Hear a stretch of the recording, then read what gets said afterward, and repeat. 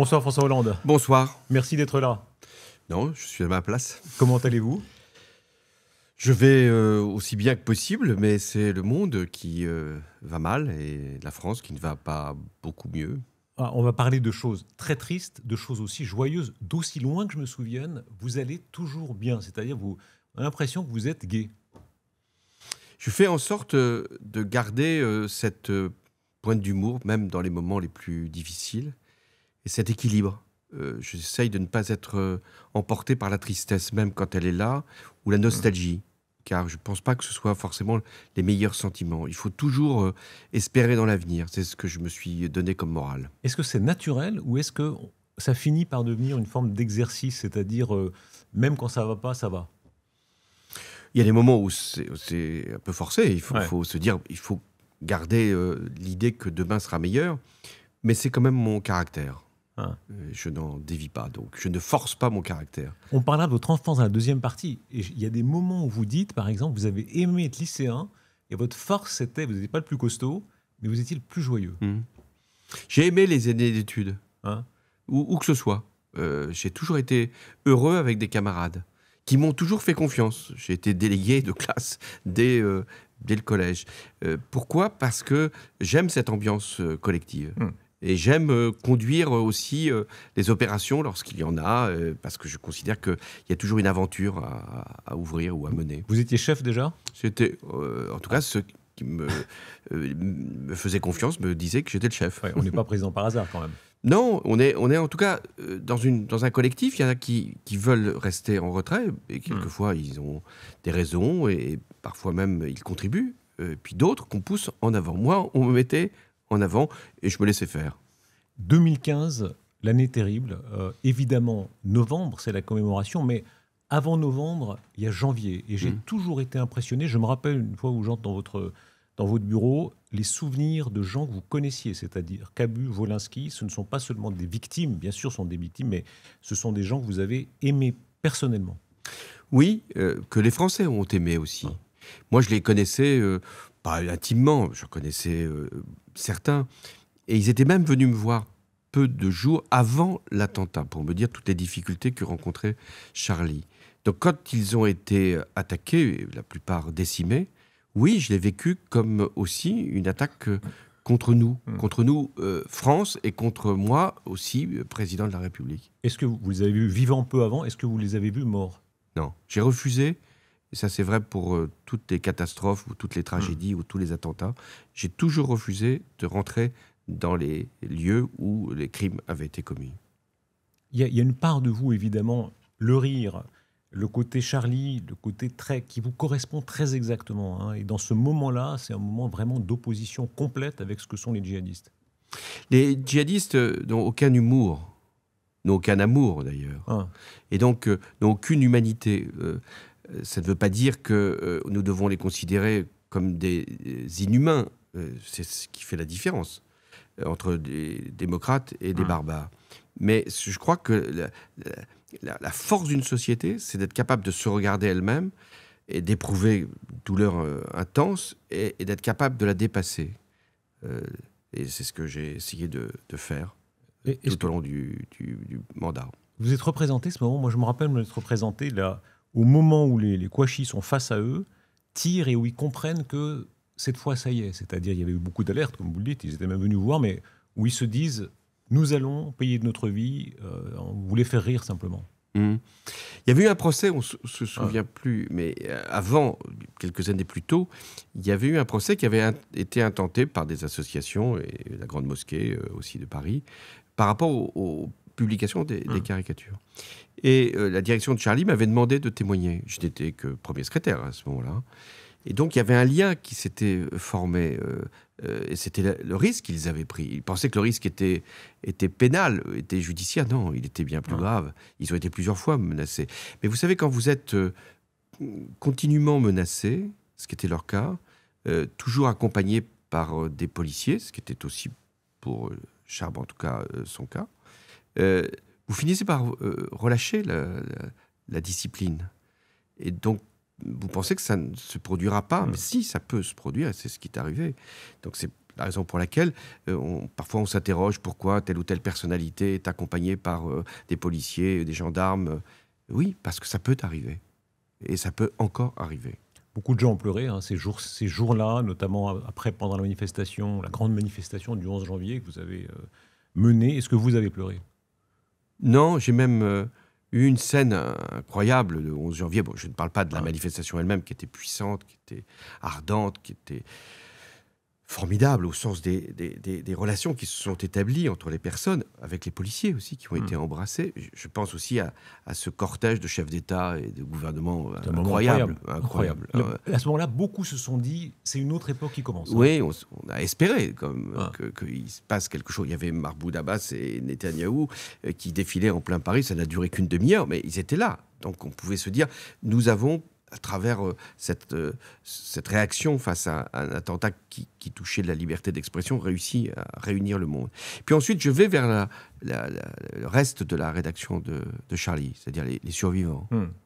Et à un moment, il y a une fiente de pigeons qui tombe sur l'un d'entre nous, peut-être un peu sur moi d'ailleurs. Et on n'a pas pu, alors qu'on était dans un moment d'extrême douleur, de tristesse, on n'a pas pu s'empêcher, non pas de rire, mais de sourire. C'est ça, la force de la vie. C'est-à-dire qu'elle s'invite là où on ne l'attend pas. Et comme si c'était un signe du ciel, comme si eux, là-haut, vous avez dit, voilà, nous ne sommes plus là, mais continuez à rire. Ça, c'est vous, c'est vraiment vous. Là, il y a quelque chose qui vous correspond exactement. C'est-à-dire, comme on disait au début, même dans les pires moments, il y a ça. Oui, parce que c'est la force qui nous permet de surmonter, de ne pas être emportés. Qu'est-ce que veulent les terroristes? Ils veulent nous sidérer. Bon, ils s'y parviennent. Ils veulent ensuite que nous ayons peur. Et nous avons raison d'avoir peur. Il ne faut jamais essayer d'écarter la peur. Et puis enfin, ils veulent nous diviser, nous séparer, nous obliger au repli. Eh bien, c'est de tout cela qu'il faut comprendre et ensuite faire la réponse adéquate. Et c'est celle-là, celle de l'humanité. Est-ce que c'est une protection pour vous? Alors parfois, l'humour, il faut s'en méfier, peut être une protection, une espèce de fuite pour ne pas répondre. Non, l'humour doit être un élément d'union. On doit faire rire d'abord sur soi-même. Là, c'est la condition. Sinon, c'est de la moquerie. Ça n'a pas d'intérêt. Faire sourire sur notre sort pour mieux le comprendre et le dominer. Il y a un paradoxe chez vous. On en parlera plus tard, mais vous êtes, on a dit parfois petite blague, rigolard, etc. En réalité, vous pouvez être assez dur. Et d'ailleurs, dans toutes ces journées-là, vous avez montré une main ferme. C'est-à-dire que vous avez pris sur vous, et on va arriver au 13 novembre, vous avez beaucoup dirigé en réalité. Oui, c'est ce que la présidence de la République doit nous permettre de comprendre. C'est-à-dire qu'être président, c'est décider de la vie et de la mort. Pas simplement décider de la vie de tous les jours. Décider d'envoyer des soldats qui, on le sait, au Sahel, un certain nombre d'entre eux ne sont pas revenus. C'est décider à un moment d'un assaut quand il doit avoir lieu pour libérer des otages. Vous l'avez fait sans trembler, toujours? Je l'ai fait en mesurant bien la responsabilité. C'est une décision grave. C'est pour ça que je préviens toujours, il faut faire attention. Qui choisit-on comme président de la République ou comme présidente de la République? C'est la personne qui va engager les forces. C'est la personne qui peut même déclencher le feu nucléaire. Ça ne s'est pas produit jusqu'à présent, mais en tout cas, il en a la possibilité. Et donc, il faut bien comprendre que la fonction de président de la République est une fonction qui n'est pas comme les autres. Et c'est pour ça qu'il faut, j'avais dit présidence normale, ça m'avait été quelquefois reproché, c'est que compte tenu de cette fonction exceptionnelle, il faut rester maître de soi-même. Il faut être dur. Et dur, oui. Oui, Trump dit ça, vous avez vu, il dit que quand il veut admirer quelqu'un, il dit c'est un dur. Pour lui, c'est le sommet du compliment. Oui, mais lui, il est toujours en train de jauger les rapports de force. Il va serrer la main et pas la lâcher. Il va faire mal en serrant la main. Ça, c'est de la démonstration. C'est pas ça, être dur. Être dur, c'est frapper au bon moment les ennemis. Être dur, c'était d'intervenir en Syrie quand c'était nécessaire. Et j'ai vraiment vécu avec beaucoup de douleur le fait qu'on n'ait pas pu le faire avec Barack Obama. C'est lui qui a été mou dans l'affaire et vous dur. Qui ne l'a pas fait. Et donc, je me suis toujours entouré de personnes pour leur faire comprendre, que ce soit des militaires ou des conseillers, qu'à un moment, il n'y a qu'une personne qui décide, ça c'est le président de la République, je m'entoure d'avis, mais à un moment, il faut agir. Et agir au bon moment. Lorsque j'avais décidé de faire intervenir les forces au Mali, il fallait le faire tout de suite. Il ne fallait pas attendre 48 heures, consulter le Parlement, ce qu'on pourrait comprendre. Non, c'est trop tard. Décider, c'est prendre le temps nécessaire, mais c'est à un moment agir. Ça vous fait mal? Il y a eu tant de morts courageux, votre courage, le courage des armées françaises, et aujourd'hui, les djihadistes reviennent, ils regagnent du terrain. Est-ce que ça vous fait mal? Oui, ça me fait mal d'abord pour la population malienne. J'ai vu qu'une femme avait été fusillée parce qu'elle était sur les réseaux sociaux et qu'elle parlait. J'ai vu que des femmes ou des hommes avaient été amputés. Oui, ça me fait mal, parce qu'il y a des soldats français qui sont morts pour libérer le Mali des djihadistes. Des dizaines. Des dizaines, plus de 50, et beaucoup de blessés qui encore aujourd'hui souffrent. Et donc de voir que la France a été repoussée, sans doute, rejetée, alors même qu'elle avait donné beaucoup, et que même l'État au plus haut niveau a pensé qu'il fallait se retirer, alors que je crois qu'il était important de montrer que la France avait fait son devoir. Si on ne voulait plus d'elle, bon, il n'était pas question d'y demeurer, mais quand même. La France aurait pu rester? La France aurait pu, en tout cas, ne pas tolérer les coups d'État qui se sont produits, parce que ce sont des coups d'État qui se sont produits. Et quand on sait que les Russes ont été les agents de déstabilisation, ben voilà, c'est une leçon quand même pour les Africains eux-mêmes, qui ont été trompés par les Russes. Sur notre plateau, un général disait « Ces hommes, c'est terrible ». Il le disait évidemment en étant bouleversé. Il disait « Ces hommes, hélas, sont morts pour rien, d'une certaine façon, si ensuite on a laissé les djihadistes reprendre du terrain ». Oui, ils ne sont pas morts pour rien, parce qu'ils sont morts pour une cause qui était juste, celle de permettre de libérer le nord du Mali et d'empêcher Bamako de tomber. Ils seraient morts pour rien si maintenant les djihadistes arrivaient à Bamako. Et c'est possible. Et donc je pense qu'il ne faut pas laisser les djihadistes arriver à Bamako. Mais enfin, je ne suis plus président. Ouais, vous feriez différemment. Je ferais différemment, oui. Ouais. C'est frappant parce qu'il y a des traditions étranges parfois. On en parlait juste avant l'entretien, là.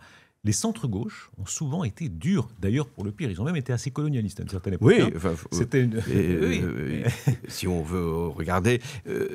D'abord, Guy Mollet a envoyé quand même le contingent, ce qui était quand même encore plus grave, même s'il y a eu un vote large pour envoyer le contingent, enfin les pouvoirs spéciaux. Il a fait l'opération du Suez. Ça, en tout cas, c'était pas mon modèle. Léon Blum a souffert très longtemps de l'accusation de ne pas être intervenu en Espagne au moment de la guerre civile. C'était la non-intervention. Il y avait des raisons de prendre cette décision. Mais c'est pas le même centre-gauche. Mais votre centre-gauche, elle lui a coûté. On lui a dit pourquoi vous n'avez pas intervenu. Assumé. Et François Mitterrand a été sur un certain nombre de terrains. Après, on peut toujours faire des reproches, mais au Tchad, ailleurs, comme il a été aussi très dur sur l'Union soviétique de l'époque. Oui, quand on a les idées claires, on peut être dur. Si on revient au 13 novembre 2015, on avait dit plus jamais ça en janvier et ça se reproduit. Voilà, on a en mémoire cette image incroyable, je crois que c'est à peu près la 30e minute du match France-Allemagne. Vous êtes dans le Stade de France et vous commencez à régler les choses, vous, au portable. C'est vous qui prenez en main et dans toute la suite, vous prenez tout sur vous, le poids, le risque. Dans les épreuves les plus terribles, un attentat terroriste, une intervention militaire, c'est vers le président que les regards se tournent. Pourquoi ? Parce que c'est le président qui décide, c'est pas le président qui décide seul. Moi, j'ai été entouré par le Premier ministre Manuel Valls, le ministre de l'Intérieur, Bernard Cazeneuve, Christiane Taubira. J'ai été entouré par des militaires, des forces de police, etc. Mais c'est le président qui décide. Et donc, quand il arrive ce drame qu'on pense au départ limité au Stade de France, et que je suis informé que c'est sur les terrasses et après au Bataclan. Première explosion. Il y a eu la première explosion au stade, puis les fusillades sur les terrasses, puis le Bataclan. Voilà, ça s'enchaîne. D'ailleurs, c'était sans doute ce que voulaient les terroristes. À ce moment-là, oui, c'est le président de la République que je suis qui va diriger, non pas les opérations, mais décider les interventions et les actions. Ensuite, heureusement que ce sont les ministres et surtout les forces de police. Qu'est-ce que vous ressentez à ce moment-là ? Il y a une colère, il y a une froideur. Comment est-ce qu'on est ? Parce que vous prenez tout sur vous. Encore une fois, d'autres auraient laissé faire le ministre de l'Intérieur, etc., en disant « moi, je me couvre un peu ». Non, vous prenez tout sur vous. J'avais, non pas anticipé, car on n'anticipe pas le tragédie, mais j'avais pensé qu'il pouvait nous arriver une attaque, puisque l'État islamique, depuis plusieurs mois, préparait des attentats. Je ne savais pas quand, je ne savais pas où, mais je savais que ça pouvait se produire. D'ailleurs, quand Manuel Valls m'appelle, il me dit « ça y est, ça recommence. Ça vient ». Donc, nous savions, mais nous ne savions pas où. Il se produit cet attentat. Mais est-ce qu'il y a une colère chez vous? Qu'est-ce que non, vous ressentez? à ce moment-là, il n'y a pas de colère. Il y a l'idée que, premièrement, il faut neutraliser les terroristes qui sont en train de décimer la population. Oui, ça c'est du pur sucre, un peu pudique, parce qu'en réalité, vous me répondez sur une idée. Non, moi je vous demande votre sentiment, ce que vous ressentez. Rappelez-vous, par exemple, Bush, quand il apprend le 11 septembre, il l'a dit. Et tout de suite, au côté, on va se venger. Tout de suite. Mais non, on va arrêter cette opération. Donc assez froid, vous êtes relativement froid. Il faut l'arrêter, cette opération. Mais jusqu'où veut-elle aller? Jusqu'où les terroristes sont prêts à aller? Donc, et on va d'événement en événement. Au départ, c'est le Stade de France, ensuite, ce sont les terrasses, c'est le Bataclan. Et après qu'est-ce qui est prévu après? Et quand j'interviens à minuit, je le fais parce que j'ai déjà un certain nombre d'informations et que je peux à la fois exprimer ce que je ressens et prendre des décisions. C'est une des interventions, les plus incroyables. Les plus incroyables parce que... Est-ce que c'est vrai que vous ne l'avez pas écrite? Non. Je l'ai, non pas improvisée, je l'avais dans ma tête, mais je l'ai bâtie parce que j'ai voulu que cette intervention arrive au bon moment, si je puis dire. Parce qu'on me pressait pour parler. On me disait, mais il faut parler tout de suite. Non, il ne faut pas parler tout de suite. Il faut recueillir ce qui se passe, agir, et ensuite parler. Si je peux me permettre un souvenir, moi je me rappelle très bien le moment où vous dites c'est l'horreur. Oui. Et je pense que beaucoup l'ont éprouvé comme moi. C'est un mélange de... On vous admire, parce que vous parlez avec un naturel complet, et en même temps, c'est presque monsieur et madame tout le monde qui parle. Vous voyez ce que je veux dire? Un président, disons, plus metteur en scène de lui-même, n'aurait pas dit ça. Ça vous est sorti comme ça? Oui. Comme ça. Et d'ailleurs, chaque fois que je m'entends, puisque dans ces commémorations, on revient beaucoup sur ce discours, j'ai la même émotion qui me traverse. C'est une horreur. Parce que il faut qualifier ce qui se produit. C'est une horreur. C'est pas simplement un attentat. L'attentat, c'est froid, si je puis dire. C'est une horreur parce qu'ils ont voulu créer cette horreur-là. Et quand on parle justement avec les mots que chacun peut comprendre, il est possible à ce moment-là d'être entendu sur le reste. À quoi vous pensiez à ce moment-là? Je pensais à toutes ces familles qui attendaient. Je pensais aussi, j'aurai l'occasion quelques minutes après d'y aller sur place, je pensais à tous ces corps inanimés, ces portables qui sonnaient, et aussi aux survivants, ce qu'on appelle les rescapés, qui sortaient du Bataclan. Et j'oublie pas ceux des terrasses. Ce sont pour beaucoup des cicatrices qui ne sont pas simplement que physiques, qui sont morales. Et il y a une scène qu'il m'avait racontée, et une scène que je n'avais même pas imaginée. Parce qu'il y a ce qu'on fait pendant l'action, puis après ce qu'on découvre après. Donc ils étaient pris en otage, et à un moment, un des deux terroristes leur dit « Mais ici, si vous êtes pris en otage, c'est à cause de François Hollande. » Et qui a voté pour François Hollande parmi les 7 là? Bon, certains avaient dû le faire quand même. Il y en a un qui lève le doigt, et qui lève le doigt, qui dit « Moi, je n'ai pas voté pour François Hollande. » Et il ajoute « Parce que je suis chilien. » Et ça, tout de suite, vous voyez, cette forme d'humanité, ils sont passés à autre chose. Il faut rendre hommage au policier de la BAC, qui est entré le premier avec son chauffeur, je crois, qui tue un des terroristes, et ça change, ça change le cours de la tuerie. Oui. Ça la fige en quelque sorte. Vous vous rendez compte, d'abord le courage, il faut monter. Le policier sait parfaitement qu'il va prendre une balle. Il arrive, il rentre, il prend la balle. Bon. Et après, il ne faut pas qu'il se trompe. Il y a 7 otages et 2 terroristes. La tête d'un otage, la tête d'un terroriste, et en un dixième de seconde, il frappe. Non, vraiment, hommage à la police, hommage aux forces de l'ordre, hommage aux gendarmes. Je l'avais aussi éprouvé pendant la prise d'otage à l'hypercacher. Ce sont des hommes, des femmes extraordinaires. Comment vous comprenez la figure du djihadiste, c'est-à-dire le type qui non seulement tue dans une tuerie de masse, mais est prêt à se tuer lui-même? C'est tellement loin de tout ce qu'on vient de dire, tellement loin de vous d'ailleurs, loin de tout le monde, mais peut-être encore plus de vous. La vie n'a pas d'importance, mais y compris la leur. Et donc, moi, je me suis posé la question, pourquoi vous n'avez jamais été fanatique, par exemple? Jamais, non. Jamais. Il y a des jeunes de gauche qui ont été d'extrême gauche, d'extrême droite, et pour moi, la vie est précieuse. Vous n'avez jamais été fanatique? Jamais extrémiste, même si je ne confonds pas l'extrémisme et le fanatisme. Mais non, la vie est trop précieuse. Le corps humain est trop précieux, l'intégrité physique est trop précieuse. Et donc, pourquoi un terroriste va déclencher sa bombe alors qu'il n'y a personne? Vous dites quand même, c'est un geste d'abruti, pour parler tout à fait franchement. Ouais. Eh bien, il le fait quand même. Donc, et c'est ce qui s'est passé au Stade de France, pour l'un d'entre eux. Parce que l'heure, on lui avait dit, à telle heure, tu déclenches ta bombe. Il n'y a personne, je déclenche quand même ma bombe. Heureusement, car il aurait attendu. Pour moi, c'était la crainte que j'avais au Stade de France. Ils auraient attendu et après fait exploser leur bombe au moment de la sortie du stade. La fascination de la mort. Hein. On aime la mort. On aime la mort. Ils aiment la mort. Hein. Et d'ailleurs, la plupart, je dis même la totalité des terroristes qui sont venus le 13 novembre, ils avaient tué avant. Ils avaient tué, non pas simplement dans la guerre qu'ils menaient, le djihad, ils avaient tué des prisonniers pour montrer qu'ils savaient tuer, qu'ils étaient prêts à tuer. Voilà, vous avez la réponse. Est-ce que vous avez ressenti le désir de vengeance? Non, je comprends que certaines victimes l'aient éprouvé. On ne peut pas leur enlever ça. Même Ou si des beaucoup, Français en général. Même si beaucoup ont dit nous n'avons pas de haine, mais beaucoup pouvaient avoir la vengeance. Et c'est ce qui s'est passé lors du procès. Le procès, c'est très important. Pour beaucoup de victimes, ça a été l'occasion de dire ce qu'ils avaient vécu et de le dire devant les accusés, c'est-à-dire ceux qui avaient été ou complices ou auteurs des attentats. Et c'est ce qui leur a permis de ne pas avoir de vengeance. La justice s'est faite pour ne pas avoir se venger, puisque c'est la justice des hommes et des femmes qui va condamner. Et ça, c'est pour moi, qui suis venu au procès, ça a été le moment le plus important de ces dernières années. Ça veut dire, pardon, même quand vous donnez l'ordre, parce qu'on va y venir, de bombarder Raqqa, et donc de tuer un certain nombre de ces djihadistes, dont des Français.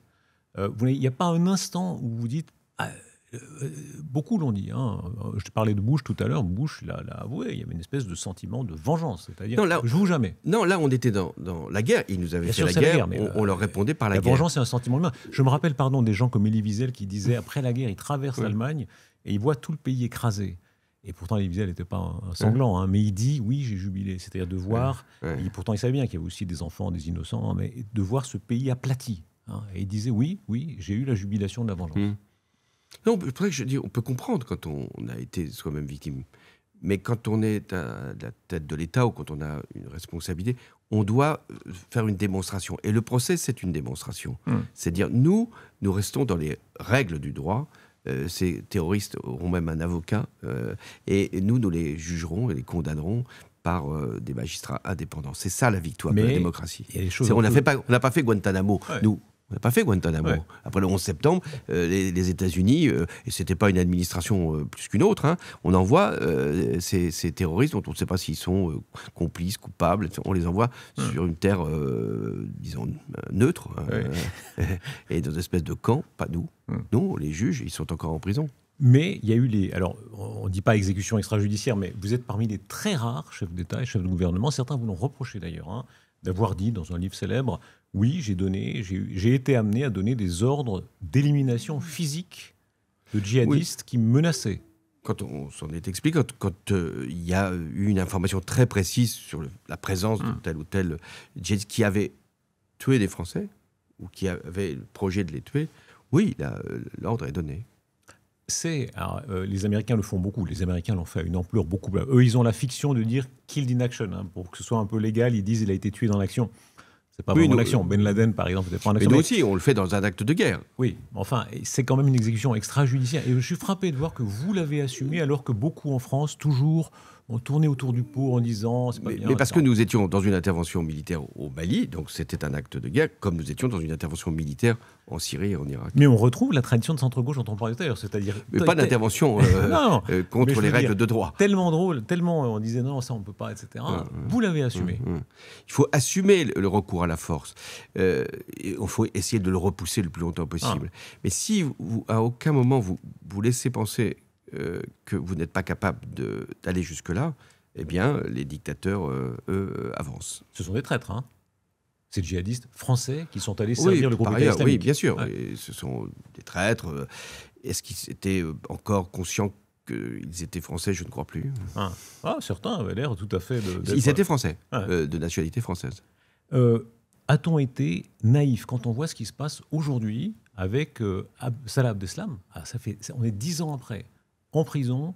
On lui donne un ordinateur. Alors, en l'état des informations, vous savez, on verra ce qui se passe. Mais enfin, visiblement, il y avait autour de lui, pas lui apparemment, mais autour de lui, son ex-compagne et des comparses, des complices qui préparaient encore des attentats. Ça paraît fou, ça choque beaucoup de Français. Mais oui, la menace, elle n'a pas disparu. Alors, je ne sais pas si lui est capable de sa prison de mener je ne sais quelle opération, je ne crois pas. On verra ce que donne l'enquête. Mais ce qui est aujourd'hui la menace principale, c'est la radicalisation rapide et le passage à l'acte. On parle de 3 jeunes filles qui étaient en train de préparer. Est-ce vrai, pas vrai? Mais elles sont sur les réseaux. L'attentat du 13 novembre, ce n'est pas les réseaux. C'est l'État islamique sur son territoire, Raqqa, qui envoie des agents, des terroristes pour tuer. Bon, ça, c'est la guerre. Bon. Là, on est sur une radicalisation, sans avoir besoin d'une organisation pour en décider, une radicalisation, et on passe à l'attaque avec un couteau, avec un camion, parce qu'il ne faut jamais oublier Nice, jamais oublier Nice, 14 juillet, un an après. Et donc là, ce n'est pas une organisation, c'est un individu qui prend un camion et qui peut sidérer. Alors comme ce n'est pas une attaque d'envergure avec tous les moyens de ce qu'était à l'époque l'État islamique, on en parle moins. Mais il y a eu quand même des dizaines de tués à Nice. Est-ce qu'on est trop naïf, encore une fois? Beaucoup ont été choqués qu'on donne un ordinateur à Salah Abdeslam dans sa prison, comme s'il avait regardé des vieux épisodes de Friends en se disant « la démocratie libérale, c'est sympa ». Ça paraît... Voilà. Ça, je ne suis pas responsable de l'administration pénitentiaire. Peut-être était-ce pour le surveiller. Ça aurait été peut-être un bon objectif. Policier, oui. Apparemment, c'est pas ça. En tout cas, ça n'a pas été dit en tout cas, il l'a contourné. Vous voyez, vous avez la fibre policière et militaire. Et toujours, on retrouve ça. Ça vous choque quand même, le fait qu'on ait donné l'ordinateur? Non, je pense s'il fallait que l'ordinateur soit bridé, il faut qu'il soit surveillé. Mais enfin, je pense j'espère quand même qu'il l'a été. Vous croyez qu'on peut les récupérer, des gens comme ça? Je crois que c'est très difficile. En plus, ils s'enfoncent dans une idée qu'ils sont aujourd'hui nos ennemis pour toujours. Et ils vont rester nos ennemis pour toujours dans la prison.